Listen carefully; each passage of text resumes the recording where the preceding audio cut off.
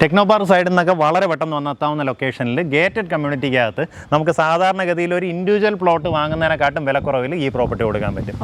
കൊടുക്കാൻ പറ്റുമെന്ന് പറഞ്ഞാൽ നേരിട്ട് ഉടമയായിട്ടുള്ള ഡീലാണ് കേട്ടോ.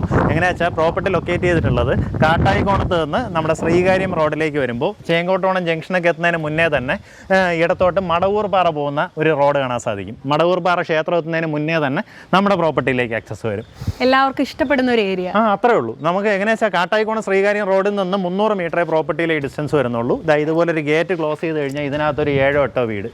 ആ രീതിയിൽ നമുക്ക് നമ്മുടേതായിട്ടുള്ള ഒരു പ്രൈവസിയും കാര്യങ്ങളും കിട്ടുന്നുണ്ടാവും. വീടുകളും എല്ലാം കാണാൻ നല്ല അടിപൊളി, നല്ല ഭംഗിയുള്ള വലിയ വലിയ വീടുകളാണ് ഇതിനകത്ത് ചെയ്തിട്ടുള്ളത്. ഇത് നോക്കി 5 മീറ്റർ വീതിക്കാണ് നമുക്ക് ഈ റോഡ് വരുന്നത്. ഇപ്പോൾ നമ്മുടെ പ്രോപ്പർട്ടി വരുന്നത് 8 സെൻറ്റ് സ്ഥലമാണ്.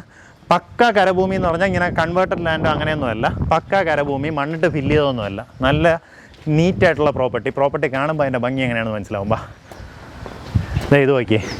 ആർക്കായിരുന്നാലും വാങ്ങാൻ തോന്നും അല്ലേ?